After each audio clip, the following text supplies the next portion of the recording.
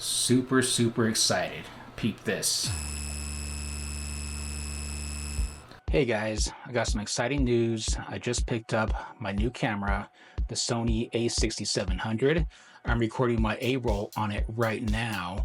I didn't buy it brand new. I bought it on Facebook Marketplace, but I got some extras, including the kit lens. I also got a small rig cage for it. I am super excited about it because I bought this camera for the specific purpose of doing photography for my content creation business. Now, I went for the Sony A6700 over the ZV-E10 and ZV-E10 Mark II because this camera, from all the reviews that I've watched, packs an incredible punch. It does everything that those cameras do, but it's also made for photography. So I bought it primarily for photography, and I'll go ahead and post up some images right now that I used. Now, I will also be using this for content creation purposes.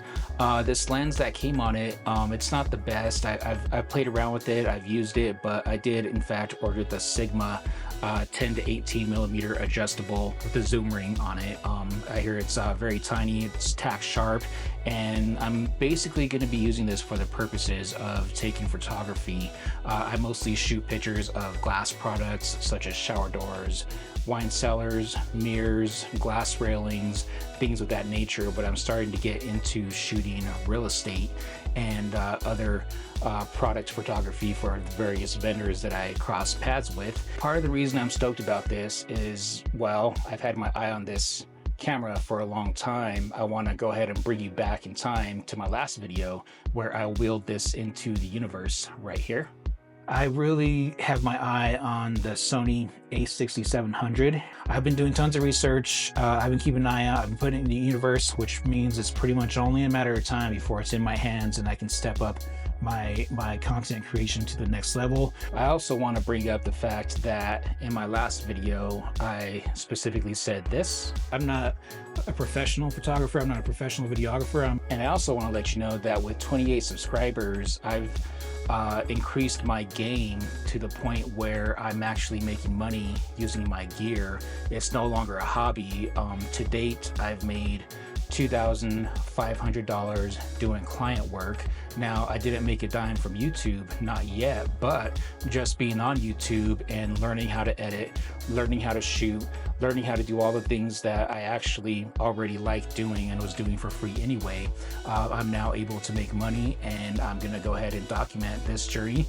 I'm gonna share it with you, so this is just another step in my path. A few things I just want to go over really quickly. So I bought this, and it has this small rig cage around it, and it doesn't really affect the overall sizing. It does have a hot shoe mount where I can attach things such as a flash or a microphone and not have the need for a plugged in microphone if I don't want it. This newer cage allows for infinite possibilities for mounting accessories or mounting lights, extra microphones, pretty much anything you want. It does have a quick release mounting plate. It's got the tool built in. And again, I bought all this on Facebook Marketplace for $1,000. So I got quite a good deal. This does have the 16 to 50 millimeter kit lens, and I am going to get a better lens just as soon as I can, but it also has the electronic viewfinder, which is incredibly helpful. And so I just go ahead and switch this bad boy on.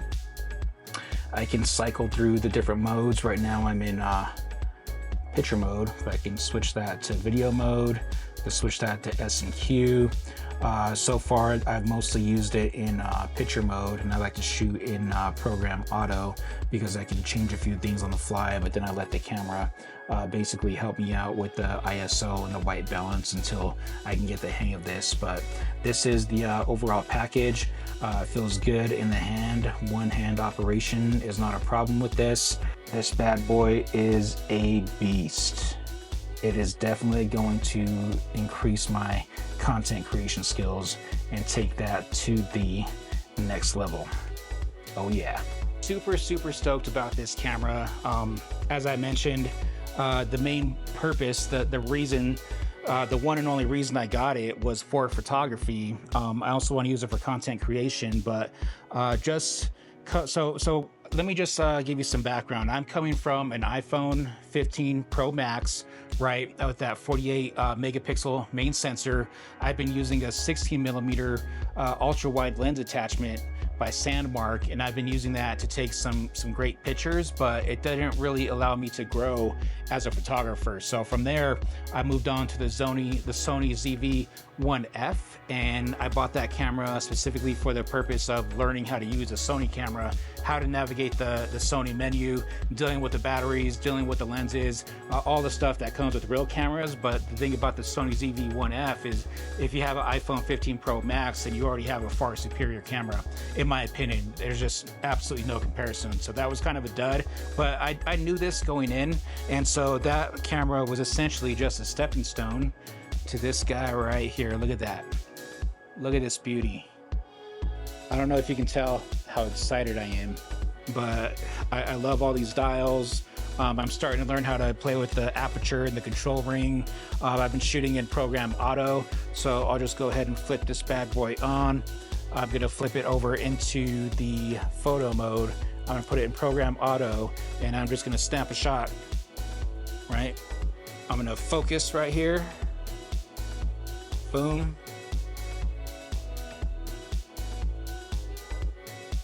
And I love how quickly it autofocuses, right? So now I'm gonna shoot back here. I'm gonna focus on this tree.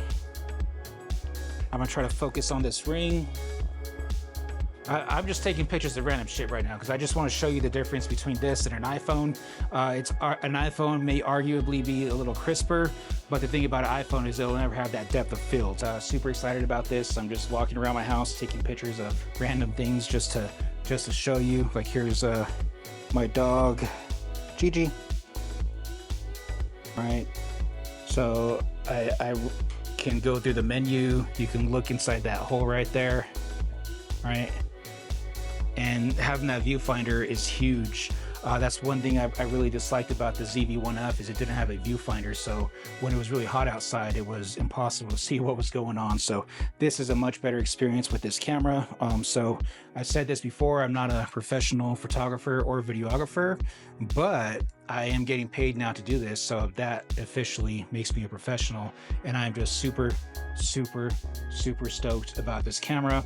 If you're coming from a non-photography, non-videography background like myself, this camera will not disappoint. Highly recommended. I just barely begin to scratch, the tip of the iceberg on all the capabilities that this thing has. Final thoughts.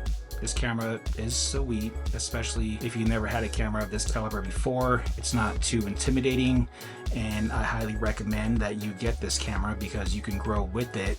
You don't need a full frame, I don't think, in today's day and age, and I like having a smaller camera to carry around with me. I like to travel light, and every year that passes, cameras get smaller, they get lighter, they get better, lenses get better, and just this whole content creation business seems to be blowing up. So my advice to you is just improve by 1% every single day. Figure out what you want and go for it. I fell into this and I'm pursuing it actively because I simply just want to get better at a new skill and build something that is my own. So I'll leave you with that, and I will come out with a full tutorial and a review on this camera as soon as I can put it through its paces and learn all about it so that I can show you all about it as new content creators.